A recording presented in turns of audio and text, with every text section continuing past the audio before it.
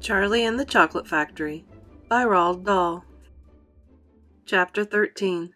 The Big Day Arrives. The sun was shining brightly on the morning of the big day, but the ground was still white with snow, and the air was very cold. Outside the gates of Wonka's factory, enormous crowds of people had gathered to watch the 5 lucky ticket holders going in. The excitement was tremendous. It was just before 10 o'clock.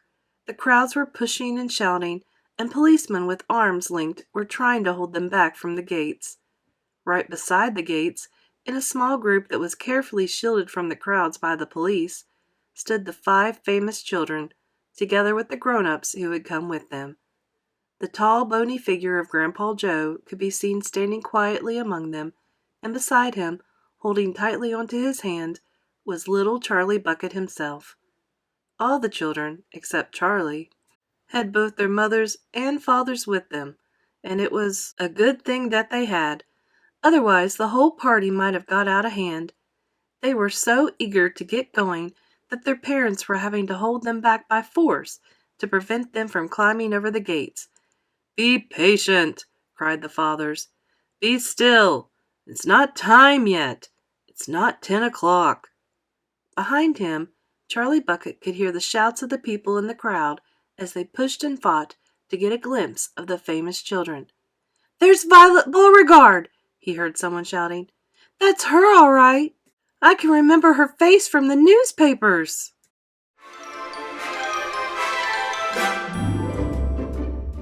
"And you know what?" somebody else shouted back. "She's still chewing that dreadful old piece of gum she's had for 3 months.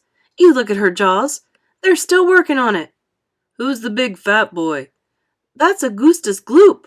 "So it is. Enormous, isn't he?" "Fantastic." "Who's the kid with the picture of the Lone Ranger stenciled on his wind cheater?"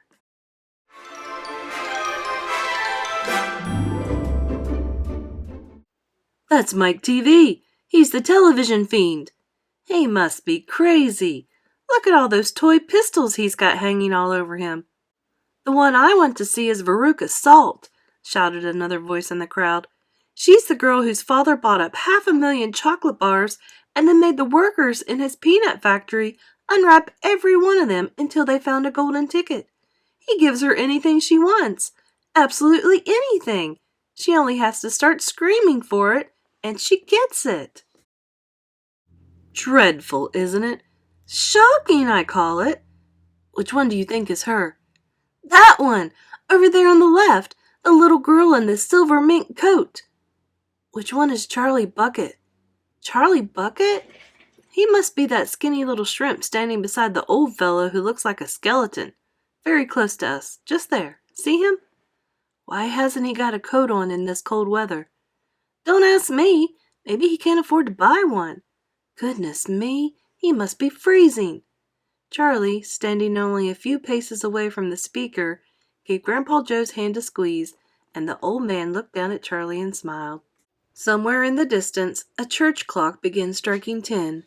Very slowly, with a loud creaking of rusty hinges, the great iron gates of the factory began to swing open. The crowd became suddenly silent. The children stopped jumping about. All eyes were fixed upon the gates. "There he is!" somebody shouted. "That's him!" And so it was. Chapter 14. Mr. Willy Wonka. Mr. Wonka was standing all alone just inside the open gates of the factory. And what an extraordinary little man he was! He had a black top hat on his head. He wore a tailcoat made of a beautiful plum-colored velvet. His trousers were bottle green. His gloves were pearly gray, and in one hand he carried a fine gold-topped walking cane. Covering his chin, there was a small, neat, pointed black beard, a goatee, and his eyes were most marvelously bright.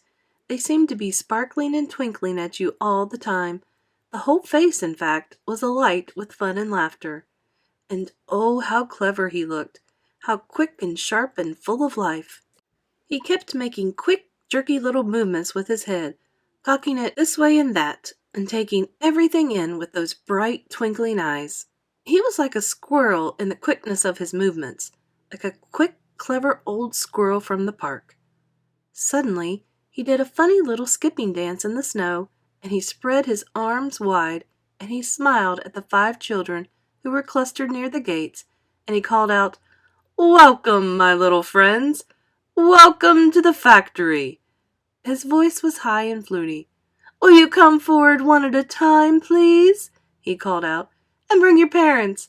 Then show me your golden ticket and give me your name. Who's first?"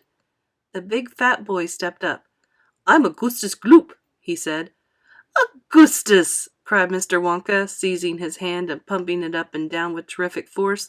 "My dear boy, how good to see you! Delighted, charmed, overjoyed to have you with us. And these are your parents? How nice! Come in, that's right, step through the gates." Mr. Wonka was clearly just as excited as everyone else. "My name," said the next child to go forward, "is Veruca Salt." "My dear Veruca, how do you do? What a pleasure this is! You do have an interesting name, don't you? I've always thought that a verruca was a sort of wart that you got on the sole of your foot, but I must be wrong, mustn't I? How pretty you look in that lovely mink coat. I'm so glad you could come. Dear me, this is going to be such an exciting day. I do hope you enjoy it. I'm sure you will. I know you will. Your father? How are you, Mr. Salt? And Mrs. Salt? Overjoyed to see you. Yes, the ticket is quite in order. Please go in."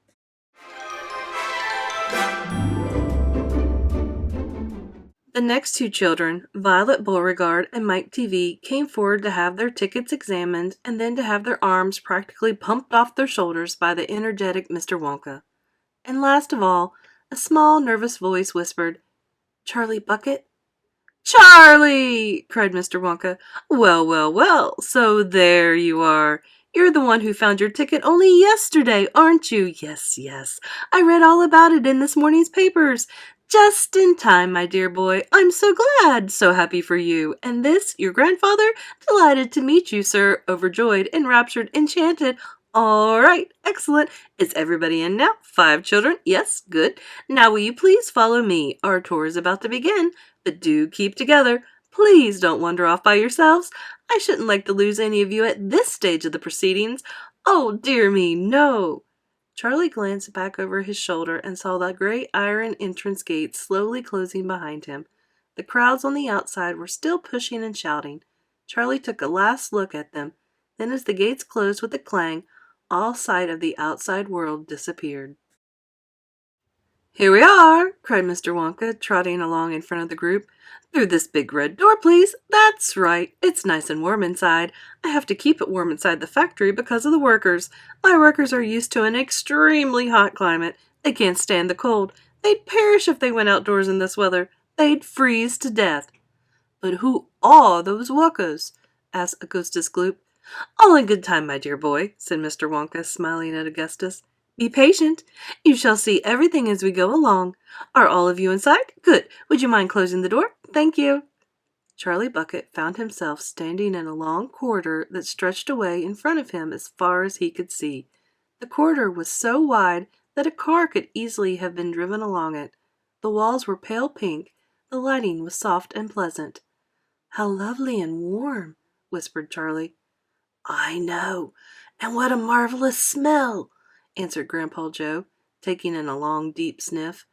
All the most wonderful smells in the world seemed to be mixed up in the air around them. The smell of roasting coffee and burnt sugar and melting chocolate and mint and violets and crushed hazelnuts and apple blossom and caramel and lemon peel. And far away in the distance, from the heart of the great factory, came a muffled roar of energy, as though some monstrous, gigantic machine were spinning its wheels at breakneck speed. "Now this, my dear children," said Mr. Wonka, raising his voice above the noise. "This is the main corridor. Would you please hang your coats and hats on those pegs over there, and then follow me? That's the way. Good. Everyone ready? Come on then. Here we go." He trotted off rapidly down the corridor, with the tails of his plum-colored velvet coat flapping behind him, and the visitors all hurried after him. It was quite a large party of people when you come to think of it. There were 9 grown-ups and 5 children, 14 in all. so you can imagine that there was a good deal of pushing and shoving as they hustled and bustled down the passage, trying to keep up with the swift little figure in front of them. "Come on!" cried Mr. Wonka. "Get a move on, please. We'll never get round today if you dawdle like this." Soon he turned right off the main corridor and into another slightly narrower passage. Then he turned left, then left again, then right, then left, then right, then right, then left. The place was like a gigantic rabbit warren, with passages leading this way and that in every direction. "Don't you let go of my hand, Charlie," whispered Grandpa Joe. "Notice how all these passages are sloping downward?" called out Mr. Wonka. "We are now going underground. All the most important rooms of my factory are deep down below the surface." "Why is that?" somebody asked. "There wouldn't be nearly enough space for them up on top," answered Mr. Wonka. "These rooms we are going to see are enormous. They're larger than football fields. No building in the world would be big enough to house them. But down here, underneath the ground, I've got all the space I want. There's no limit, so long as I hollow it out." Mr. Wonka turned right. He turned left. He turned right again. The passages were sloping steeper and steeper downhill now. Then suddenly Mr. Wonka stopped. In front of him there was a shiny metal door. The party crowded round. On the door, in large letters, it said, "The Chocolate Room."